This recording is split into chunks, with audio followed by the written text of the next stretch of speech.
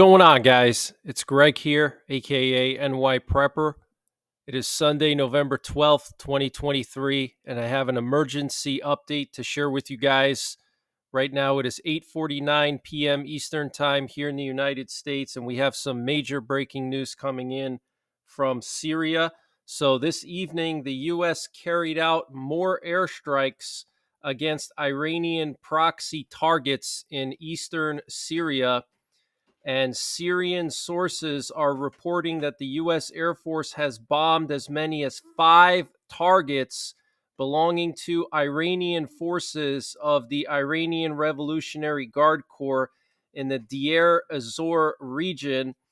And they're saying that there were direct airstrikes against IRGC forces near Al Bukamal, and there were several airstrikes near Deir ez-Zor. So this is huge news, guys. And here we have an official press release from CENTCOM, U.S. Central Command.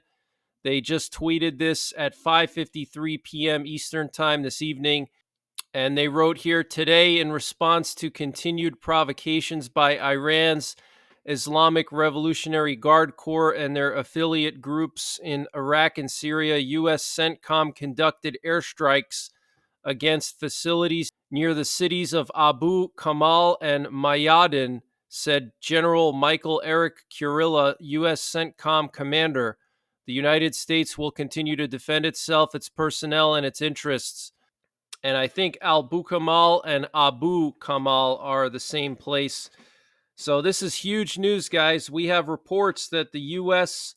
bombed Iranian forces of the IRGC. Okay, they directly attacked IRGC forces, not just weapons storage depots. Okay, that is huge news. And apparently, there were also explosions heard this evening inside the American base in the Al Omar oil field in eastern Syria.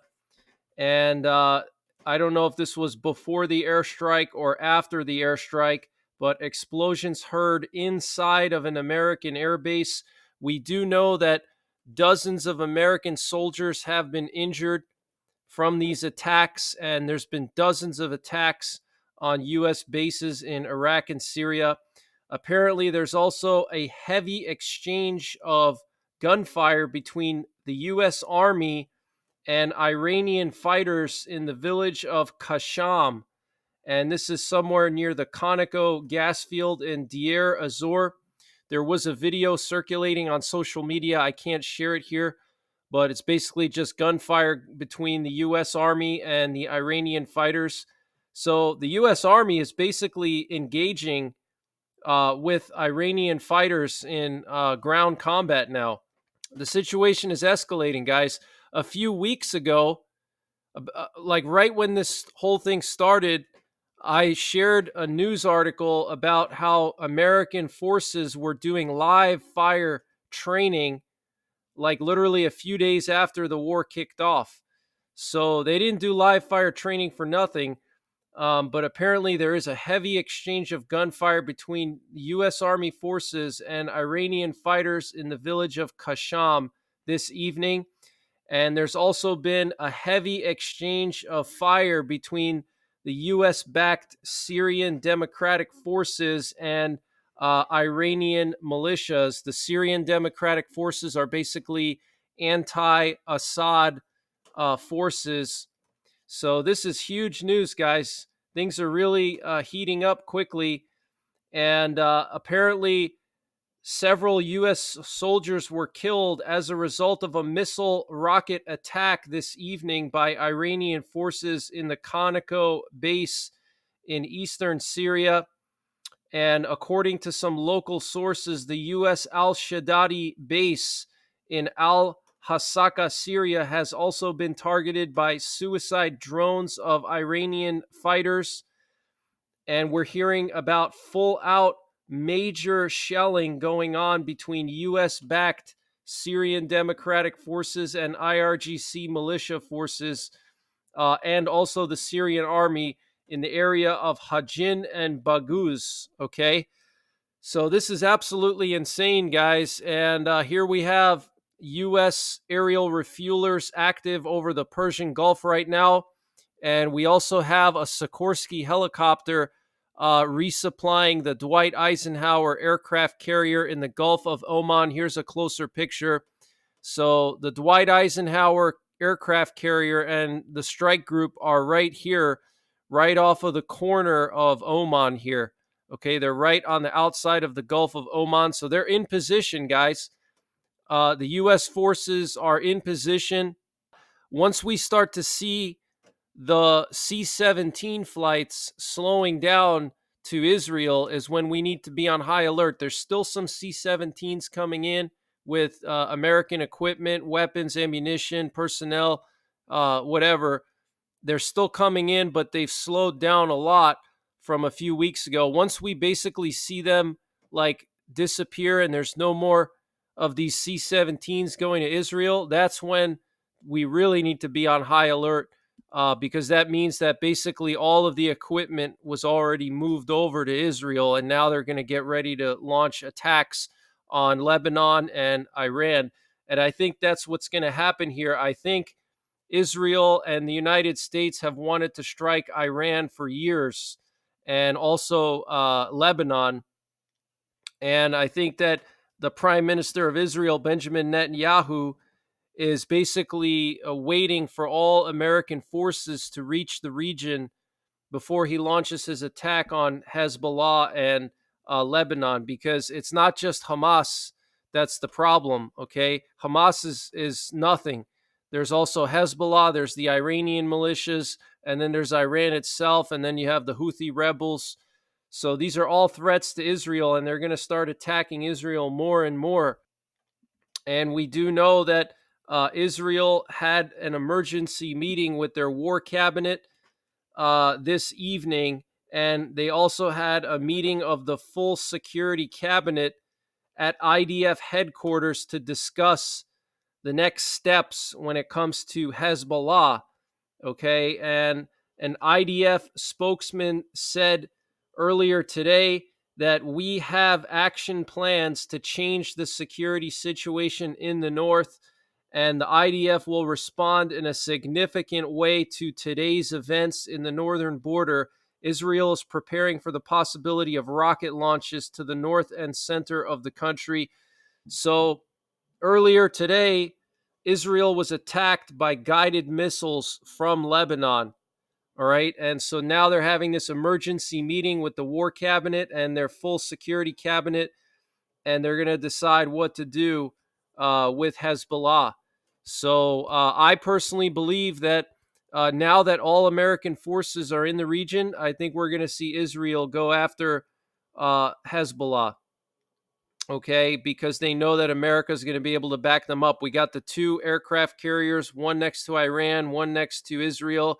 We got the USS Florida, which is a nuclear armed Ohio class submarine, 154 Tomahawk missiles with nuclear warheads in case Iran gets stupid and tries to attack Israel with ballistic missiles. We have Marines, we have air defense warships, we have the Aegis warships, we have everything, guys. It's all in there. This is the most amount of naval equipment in the Mediterranean since 1945. Okay, there's over 70 American and NATO warships in the Mediterranean. Okay, we have an update on the American soldiers that were killed on Friday in the Mediterranean close to Lebanon. Apparently, it was the 160th SOAR.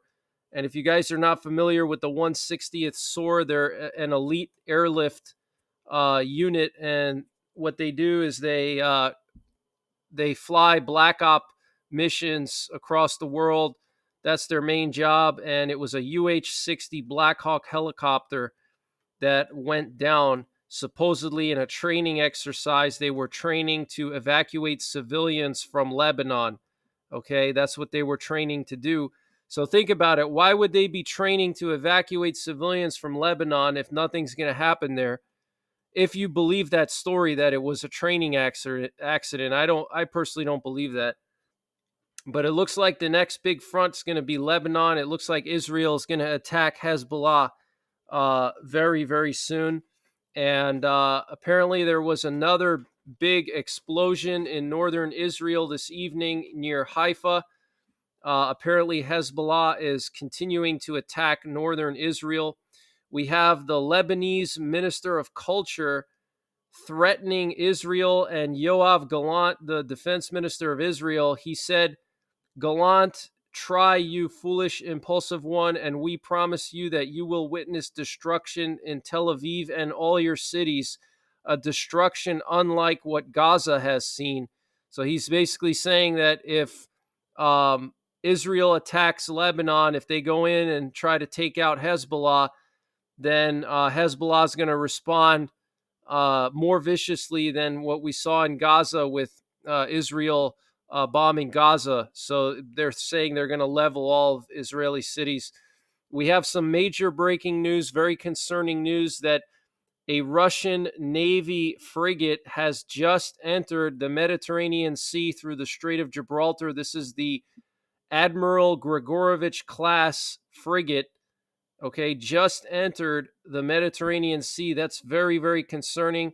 We also have some breaking news that the Pentagon has quietly dispatched to Cyprus commando teams from Joint Special Operations Command, or JSOC, including the U.S. Army Delta Force and the Navy's SEAL Team 6, to stand by in case they are needed to help evacuate American citizens from the region. There was another cyber attack in Australia today.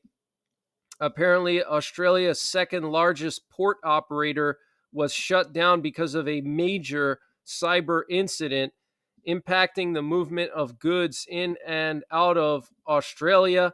So that is very, very concerning. And we currently have an Iranian reconnaissance drone flying over the Persian Gulf. This is pretty rare. A senior Ukrainian military officer with deep ties to the country's intelligence services coordinated the Nord Stream pipeline attack. This is coming from the Washington Post. His name is Roman Chervinsky, a decorated 48-year-old colonel who apparently took orders from senior Ukrainian officials who ultimately report to Zaluzhny, Ukraine's highest-ranking military officer. So they're saying that Ukraine was involved in the Nord Stream pipeline attack, and Trump filed a motion to demand his court proceedings in the forthcoming trial for alleged election subversion be broadcasted live to the American people. So that's the latest information that I have, guys. I want to mention something very important to you before I go. I need your help to raise money for travel expenses for a family stuck in Israel. They're right in northern Israel, close to the Lebanon border, and they don't have enough money to get out of Israel. So I'm going to leave a link for a GoFundMe. And if you guys could go there and just donate a couple of bucks, doesn't have to be a lot, but strengthen numbers. You know, if everybody just donated $1, everybody watching this donated $1, they would reach their goal and then some. Okay. So please check it out. I'll leave a link in the comments section and also in the description below this video where you can donate to this GoFundMe.